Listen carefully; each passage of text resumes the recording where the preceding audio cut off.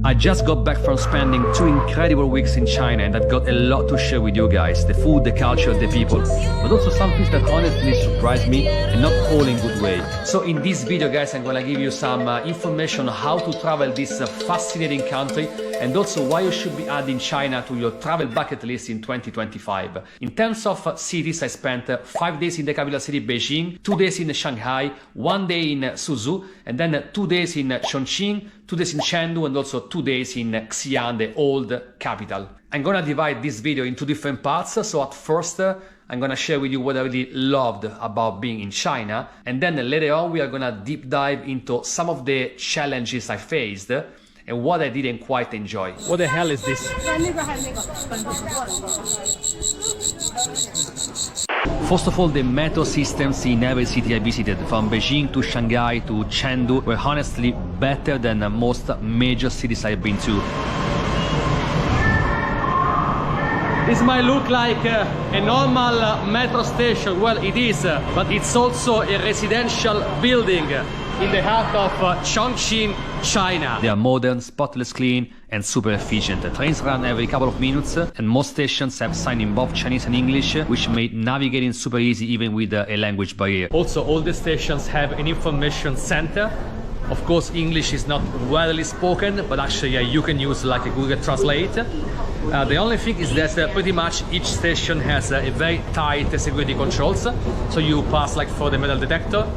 But then, I mean, it's quite fast anyway, so there is no hassle. Completely different compared to the old subways we have in Western Europe, which are dirty, congested, and infested by pickpockets. I took the bullet train from Chengdu to Xi'an.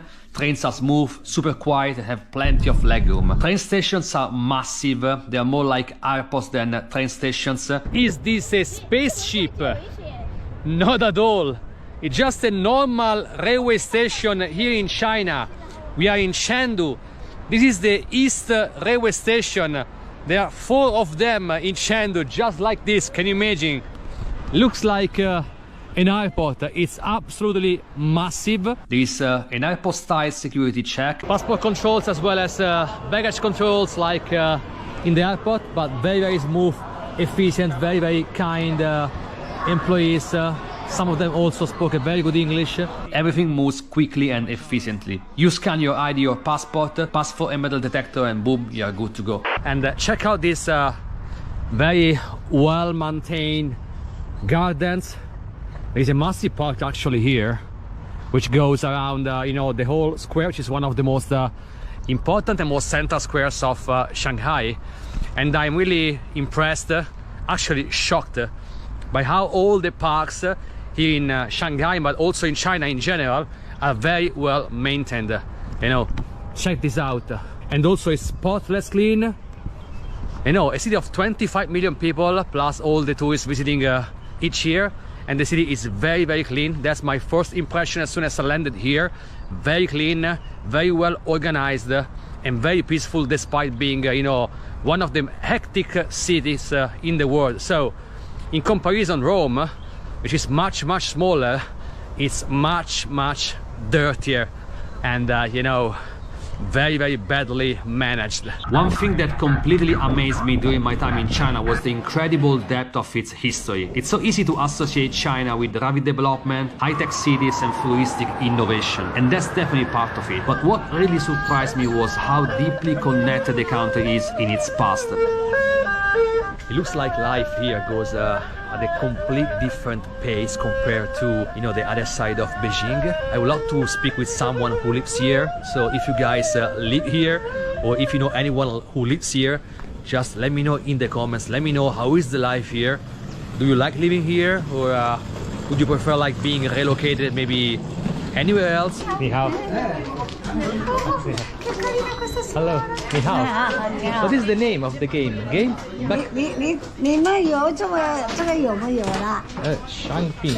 Hello. What's the name of the game? Name? Name. No. Okay, that's okay, it's okay. Che carino. So nice here, guys. The little playroom, and there are playing a kind of backgammon. I have no idea. The Chinese version of backgammon. Thank you very much. 谢谢. From walking along the Great Wall to exploring the Forbidden City and all charming towns, I realized that China isn't just about what's next, it's also about preserving what came before. You can literally stand in a modern skyscraper and just a few blocks away find a centuries-old pagoda or a traditional tea house that feels frozen in time. Oh.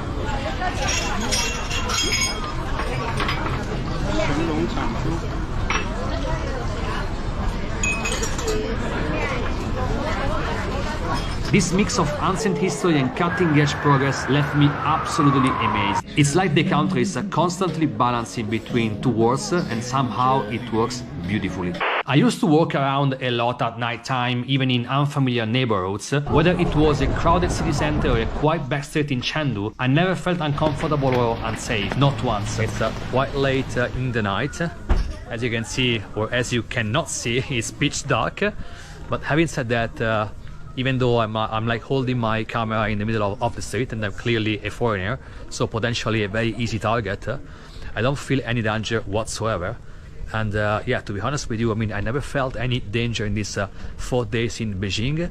I see also a lot of like girls walking alone at night in these very, very dark streets. So it's a clear signal that, you know, the city is very, very safe. In terms of theft or pickpocketing, well, honestly, I didn't experience any of it. I carried a camera, a phone, a backpack, even left my bag on a table a few times while ordering food, and nothing ever went missing. There is surveillance basically everywhere. While that might feel a bit intense because it seems that we are constantly monitored, it definitely contributes to the feeling of safety. Look at the Chengdu railway station. Look at the area just surrounding the station. Spotless clean, no beggars, no dirt, no rubbish whatsoever. Normally in Western Europe, at least in Rome, you know, the railway station, it's very often the worst part of the city to be avoided at all costs. Whereas here, a lot of police here and there, a lot of control, security, and it's incredibly safe. There's police presence for sure, especially in train stations or big public areas, but they are not intimidating. Now, something that really surprised me, and I think it deserves a special mention, is that China has basically no scam culture. I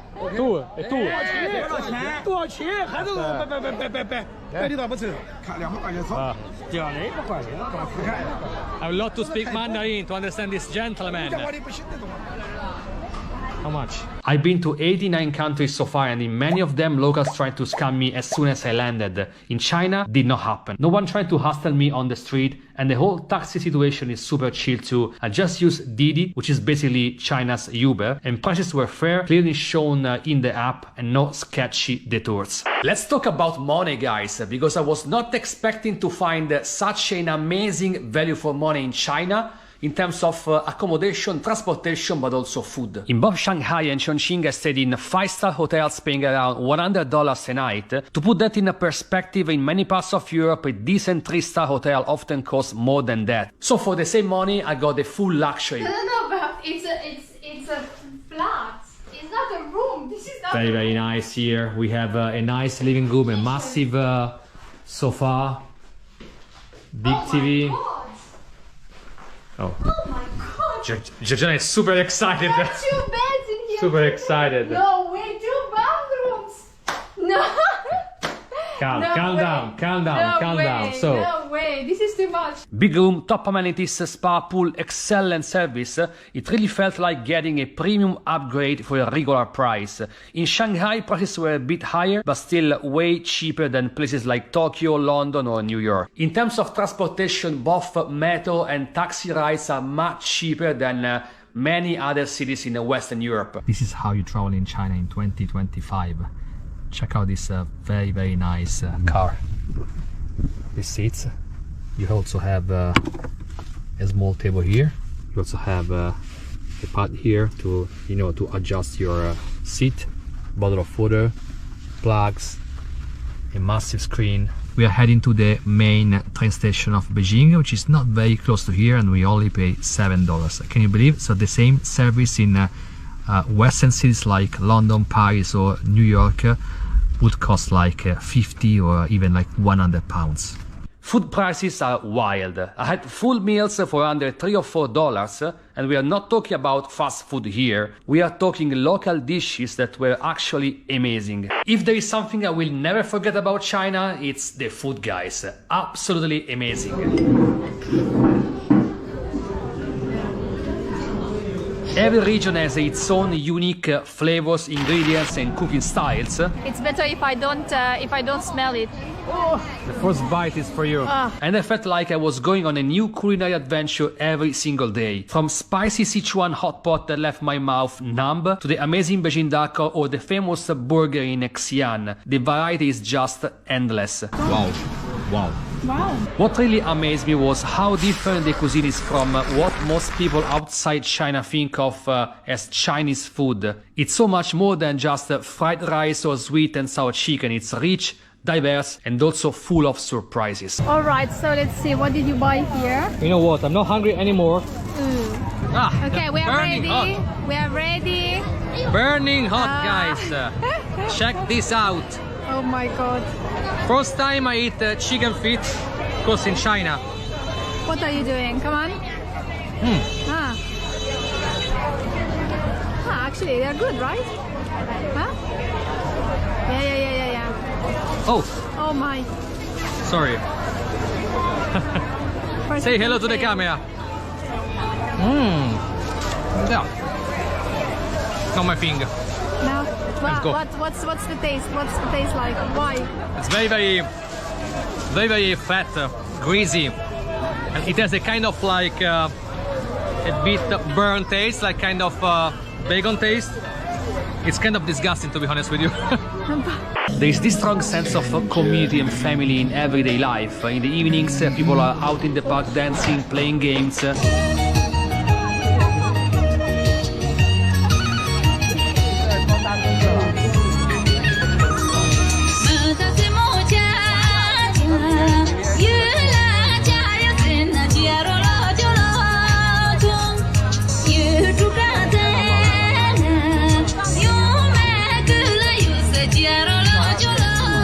Now let's talk about the challenges I face in China. Probably the biggest one is the language barrier. So basically, outside of major touristic areas or international hotels, very few people spoke a very good English. So actually, don't get me wrong, it's not like a deal breaker, but this made the communication with the locals quite challenging. 你好吗?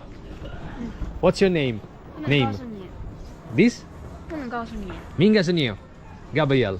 不能 Gabriel. 告诉你，你应该是你什么意思啊？没事 I don't speak Mandarin. 我才4年级，我听不懂那么深奥的哎。I would love to speak Mandarin. Your city is beautiful.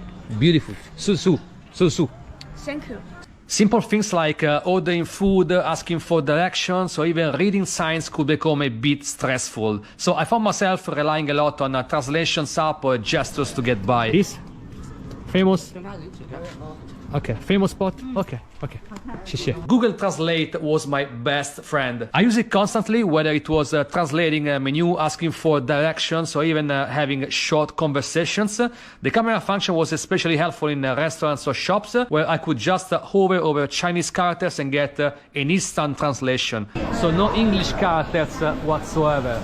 It's not 100% accurate, but it's more than enough to get an understanding of the basics. But having said that, honestly, despite all these challenges with the language, people were always willing to help, very patient, so really appreciated. What the hell is that? But this is like looks a very spicy pepper. Hello, 你好. What is this? Spicy. 火锅底料，火锅底料。 Ah, is it sweet? 对， Sweet. 拿不到过来， No. 手拿这手， Can I try? 要不然 Yeah. yeah. Very small. Very small. Thank you. 这个是中了的，中了。 Ah. Wow. No. Thank you. No. 来， No. 来，这个 I don't want that today. No. 这个不辣了，这个不辣了， No. 这个不辣了。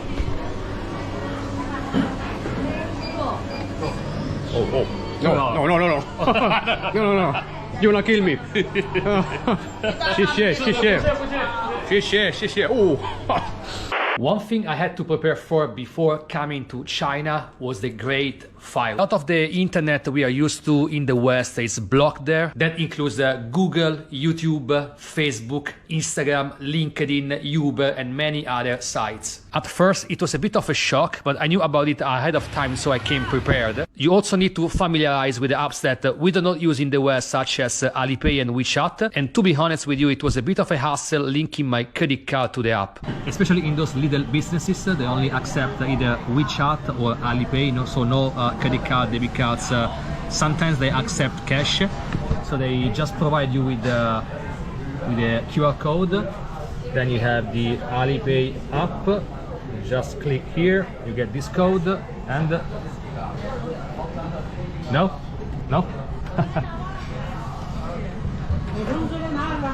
Scan. Okay, right. This way, right. Okay. Password. Okay, the amount. Okay, thank you very much. So you need to get used, but once you learn it, it's actually like paying with a debit or credit card. So the internet block, it's not a massive issue, but having said that, a trip to China needs some more planning compared to other destinations. This is not a big surprise in a country with more than 1.3 billion people, but I noticed that a lot of major tourist attractions can be massively overcrowded during public holidays and weekends. Places like the Great Wall, the Forbidden City, or popular temples were packed with people, sometimes to the point that where it was hard to fully enjoy the experience. Super busy. Check this out. It's almost impossible not, passing through people, making photos or selfies. So I strongly advise to visit the most popular spots very early in the morning. And we had done that in Chengdu when we visited the Panda Sanctuary. I experienced some few cultural differences in China, which might need some time to getting used to. The first one, it's public spitting, which I understand is pretty common and socially acceptable in a few countries like China or India, for example. But for us coming from Western Europe, it might feel a bit uncomfortable at first time. I also noticed that traffic rules aren't always followed the same way. People sometimes cross the street on a red light or ride scooters for pedestrian areas. So you really have to stay alert even when you think it's safe to walk, especially because most of the vehicles in China are electric, so you really cannot hear them coming. Also, the concept of personal space is a bit different. In crowded places like metro stations or markets, people might bump into you or push past without saying anything. And that's a bit rude in my opinion. So all of this looked a bit surprising at first, even a bit frustrating. But once you learn, once you accept them, it's just part of the travel experience. My first time in China was truly unforgettable. I strongly recommend to add this country to your bucket list. It's not always easy, but it's 100% worth it. Thank you for watching, guys. If you've been to China or if you're planning to go to China, let me know your thoughts in the comments. Or if you're from China, just wanted to let you know that I'm currently planning my return to this fascinating country. So if you know any recommendation, any tips on places that I shouldn't miss on my next trip, just let me know.